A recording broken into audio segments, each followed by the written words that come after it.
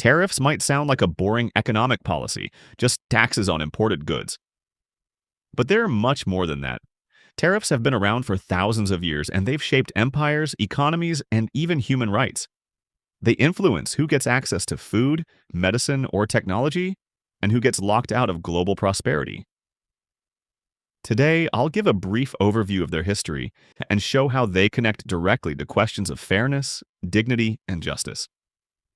At their core, tariffs are taxes placed on goods brought in from another country.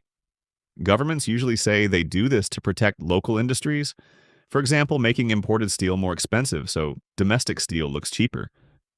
But tariffs aren't only about economics, they're also political tools.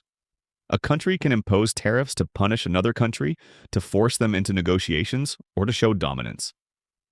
So when we talk about tariffs, we're not just talking about prices on goods, we're talking about power. The idea of tariffs is ancient. The word itself comes from Arabic, tariff, meaning notifications or lists of duties. In early Islamic civilization, tariffs were formalized as part of a fair trade system. Leaders like the Caliph Umar emphasized that taxes should not exploit merchants, whether local or foreign. That's very different from how tariffs were used later on. Even earlier, empires like Rome and Mesopotamia collected customs duties at trade checkpoints, including along the Silk Road.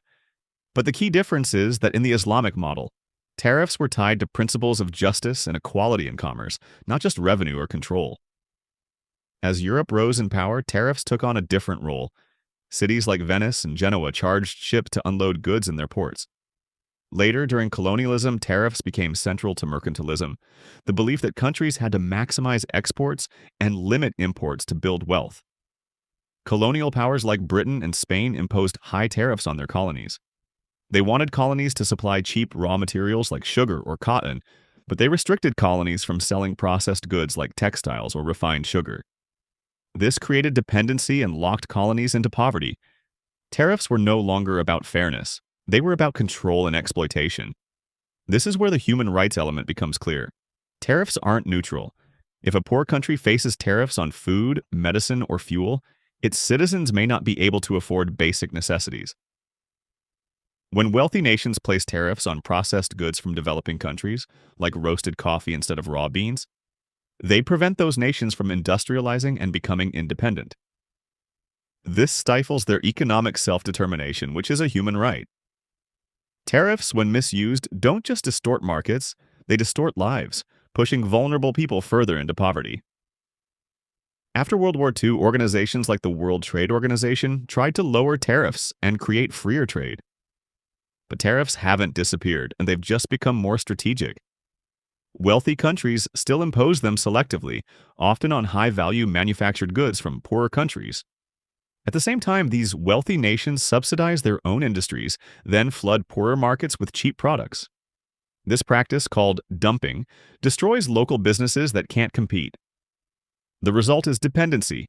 Smaller countries lose both their industries and their bargaining power, which undermines their sovereignty and their people's economic rights.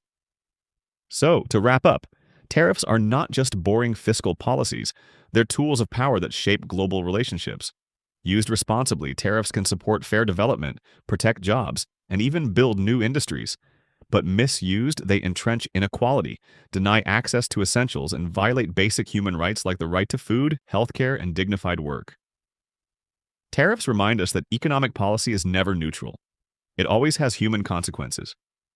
The real challenge for the global community is ensuring that trade policies promote not only national interest, but also justice and human dignity worldwide.